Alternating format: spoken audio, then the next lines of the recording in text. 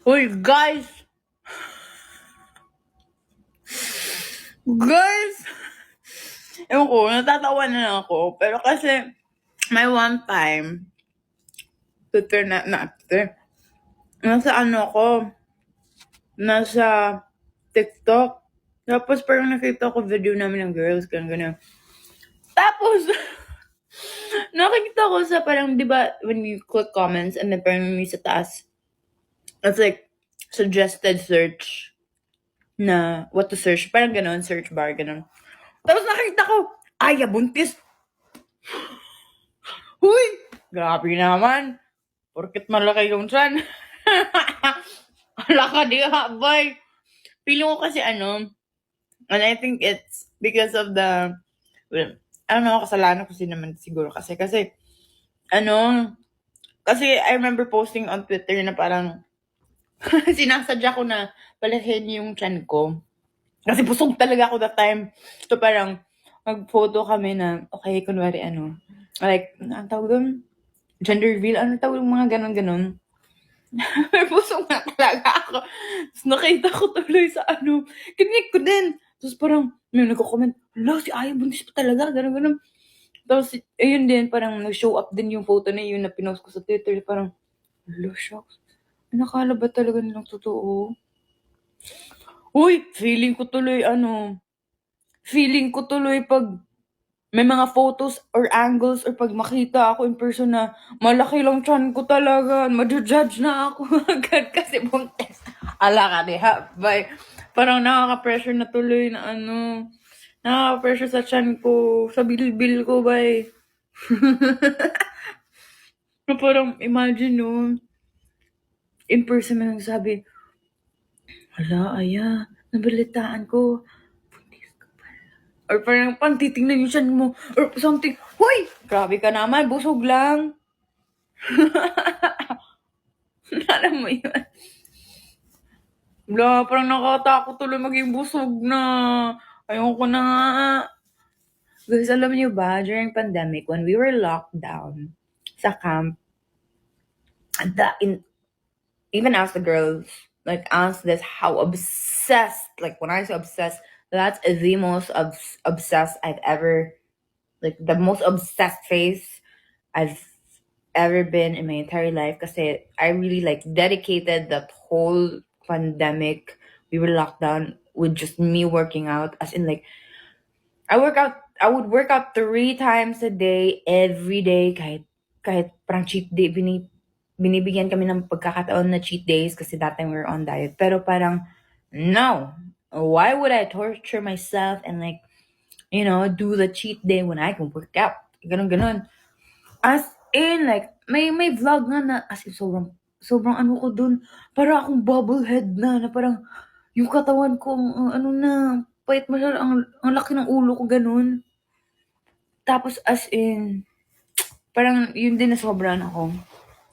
Kasi, so parang we were given, parang, okay, ito yung goal weight mo. Pero I was like, why settle for that when I can push harder? Ayun talaga, push harder si ate, hala. Ayun tuloy, mukhang bubblehead. Tapos, ayun, as in, naalala ko that, like, mga 3 a.m., no joke. As in, like, mga ganong oras. Tapos, kasi before, example, Friday, Monday to Fridays, bawal kami mag-order. Saturday, Sunday lang. Tapos, inaantay talaga ng mga girls na mag 12 a.m. Kasi, I mean, technically, that's like a Saturday na if they waited Friday, ganun. So, parang nakaabang mo sila Friday pa lang ng 7 p.m. or 9 p.m. na mag 12. Tapos, ayun, sila pag mag 12:01 na gano'n, order na agad. Tapos, ayun, kakain sila dun sa camp. Tapos, sila parang kumakain sila dun. Tapos, makikita nila ako na nag-workout. Ganon. Grabe talaga. Ngayon, parang live life na lang. I mean, I'm not that, I mean, I haven't, well, yeah, it's been a long time. Last time worked out. But, meron sana kaming free gym dito. But, din, it's because of that time. But yeah, that's how I really, like, managed to cope up with the pandemic. It was really, really hard during pandemic. I think we can all agree na Ang hirap talaga. Surviving pandemic, oh my God. Especially when you're locked down, you're not able to see your family and friends. And parang, and there, I know, like, I don't know, but I think most of you guys have had a time din during pandemic na parang, alam mo yung sobrang lock ka na, okay, what else is there to do? Na parang minsan nababaliw ka na parang, it's the same things happening kasi you can't do much. Limited lang yung mga gagawa mo. So parang you keep thinking of ways na, okay, ano bang bagong gagawin ko? Anong bagong hobby ko? Ganun. So that was my hobby. Working out. And the entire workout phase that I've had, core lang talaga. Tapos jumping rope. So yun. And you know why? Kasi sabi ko, kasi ako, matchan talaga ako. Yeah, don't judge me. Oo, hala, Chloe Ting, yun, yung mga lahat na, parang nagzumba ako lang mag-isa. As in, nagsearch ako, aerobics exercise. Tapos nag-jumping rope. Tapos, ako talaga. Tapos yung mga girls nag-ice cream. Pero ang ganda naman ng katawan talaga nila din eh. Kaya, ako mag-zumba ako talaga. As in, tapos that time na-realize ko na, hala, dapat pala nung time na nag-zumba si mama, dapat nag-join din ako. Kasi dun pa ako naging interested. Yeah. As in. Tapos example, pag sa dance namin, kasi we have workout before that, if example yung iba parang, ano ba yan? Workout, ganun. Ako parang, yes. As in, parang ganun ako, parang, yes, mama, bye. Ganun. As in, ganun ako obsessed. As in, malala nun. Grabe talaga, parang tanga nun. Parang buang ba? 3 a.m. Sige, tulog, tapos gising. 8 a.m. Hala. Tapos, pag mag-dance, 1 p.m. Tapos sa gabi na naman. Tapos, parang buang yun. Thank you, Miss PVT, for the sticker. Oo, that was my that's how now, my workout is going to school and then going to work. Yun. That's my workout lately. And mental workout, work and school then. Like, deliverables, work deliverables. So, it's just a lot going on. Yeah. Nabalitaan namin na natapon. Oy, sino nag-chika niyan? Kayo nagugulat na lang ako na may nalalaman kayo. Ano ba yan? Ano ba mga pinag-chika ng mga girls? Okay, kasi narinig niyo na. So what happened is that when we were about to go to Singapore, oh my God, just 2 hours before the pickup time, hindi ko makita yung passport ko. Kasi I thought, because na-prepare ko na yung I prepared my stuff na the night before. Pero alam mo yung parang, okay, let me check again my stuff, just to check again, just to be sure. Dun ko pa na-realize, oh my God, may butas. Kasi yung old passport ko, may parang puncture na siya. That's how you know na it's not effective anymore. Just parang nakita ko parang, oh my God, this is my old passport. I cannot travel without my passport. Where is my passport? So, parang hinahanap ko, parang, di, nandiyan lang yan. Kasi alam ko talaga, I know where my things are, and parang, sample, because I always just put it in a specific bag. Ganun. So, parang, complacent ako na parang, hindi, nasa bag lang yun. Pero chinek pa rin. So, parang, pero chill pa rin ako na parang, okay, nandito lang yan. Tapos parang, wait lang, huh? Ba't wala dito? Tapos, ayun parang, I thought of the places or items where I must have put it in. Like, example, yung mga bag na mostly ginagamit ko, or, may kasi ako din na parang, I have certain jackets na, dun ko yun yung mahilig na lagi kong nilalagyan ng gamit, ganun. So, may mga jacket akong ganun, may mga bag akong ganun. So, parang, I checked it. So, wala talaga. Until na, wait, okay, baka talaga na-misplace na talaga. So, I checked all of my, to be sure, I checked all of my bags, all of my jackets. So, parang, inano ko pa, binaklas ko pa lahat. As in, kinuha ko ganun, para i-check talaga. Tapos, na-panic na ako. Parang, oh my God, wala na talaga ako maisip. It's either, kung wala dito, naiwan ko somewhere. Pero, hindi talaga eh. Kasi, passport and my phone are two things na na parang, example, I go to somewhere, tapos basta hawak, lagi kong hawak, ganun. It's just that, maybe nung pagka-uwi, hindi ko na napansin ko saan, pero I know na lagi kong hawak, alam mo yun? As in, super clutch! Hindi naman 2 hours before the flight, pero 2 hours before the pickup time, kasi sinusundo kami sa condo.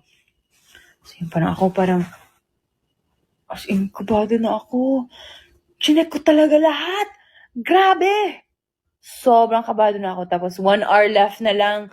Yun na, sabi ko, parang, oh my God, nagsisearch na ako, can I go to Singapore without my actual passport? What are the alternatives? Oh, ganun, nagsisearch na si Akla. So parang, oh my God. So, parang, oh, shucks, ano gagawin ko? Do I need like a authorization letter? Magpaprint ako ngayon, gagawa ko ngayon. Parang ganun na. So parang, okay, kaya ko to. It's just here. Because there's really no place. And I remember I remembered, okay, when was the last time I used my passport? Because wala kasi akong, yung ID ko kasi is passport and school ID na effective. So, when was the last time, or what are some things or places that I go or have been to na that would require me ID? So, parang, inisip ko, okay, work, school, or like, I don't know, like, if I go somewhere, or, tapos yun, naalala ko, bank. I went to the bank, days ago. So, parang, hindi ko naman talaga confident ako na hindi ko talaga maiwan doon. Kasi, I know na, if ever I put my passport out, I like grab it instantly, ganun. Kasi praning din ako if I'm in public and then I'm, just putting it there. Tapos, ayun, doon ko na-realize na, it's really the bank. I went to the bank and then I used my passport as my ID. I showed it, ganun. So, I'm really confident. And doon naalala na trace ko na, okay, nadala ko talaga dito sa condo. So, it's really here. But that's my problem lang. Where is it? Because like, I've searched like through all my bags, ganun. Tapos, as in, guys, 30 minutes na lang before the pickup time, nag-message na ako kay Ate Jovi na parang, Ate Joves, question po, makaka-travel po ba to Singapore without the actual passport? Siya parang, no. I think I have a problem. Tapos si Ate Joves, chill lang. I'm so amazed, pero I feel like, pero I know na she was stressed, but like, alam mo yung parang, she's chill. Tapos, tinulungan niya ako, okay, when was the last time you saw it? Where did you last put it? What do you think are some, basta she was like asking me questions, helping me to figure it out as well. And then, ako parang, as in, umiyak na ako kasi parang 20 minutes na lang or 15 minutes, tapos hindi ko talaga makita. As in, alam mo, to the point na parang, sabi ko, sige, go pa rin ako. Magpapasundo pa rin ako. Tapos, we'll figure it out sa airport na lang. Magmamakaawa ko talaga. Kasi naisip ko na yung baka group naman. Tapos, may ganap kami doon. So, parang baka, alam mo yun. And I went to Singapore naman the other month ago. So, parang, alam mo yun, baka naman. But no, it's not. That won't happen though. I know. And then, so sa fridge ko, I have Santo Niño na magnet. Alam mo yung sobrang iyak na ako na parang pagod na ako na parang Ano na gagawin ko? You know what I did? As in, I leaned on to the magnet. Parang as in, nakikita ko, Santo Niño, tulungan mo ako. Ganun. As in, like, I really was just thinking of nothing else but just praying. Santo Niño, like, as in, ganun talaga. Santo Niño, I don't know what to do na. Help me. Ganun na lang talaga. Tapos, grabe. As in, parang nag-work talaga yung milagro. Kasi, parang, I mean, because I was thinking for a couple of minutes or, I mean, more than an hour na, asan ko kaya yun nalagay, ganun. Tapos, at that very moment lang na parang, alam ko na! Nasa mga envelope. Kasi I remember na when I went to the bank, so, may, nagpaano kasi, parang, pina-renew ko yung, yung card kasi, basta nasira siya, ganun. Tapos, sa envelope yun, doon nakalagay lahat. Parang mga resibo, lahat-lahat. Tapos parang, could it be na nandun yung passport ko? Kasi I remember na I put everything there. Tapos, ayun. Tapos, mga papers. Tapos, nasa siya, may trash can kasi ako na parang nandun mga papers na nagtatapon gano'n. Nandun siya. Tapos, pagkakita ko talaga parang, thank you talaga ako. Parang, wow, thank you Santo Niño. Grabe talaga. Oo.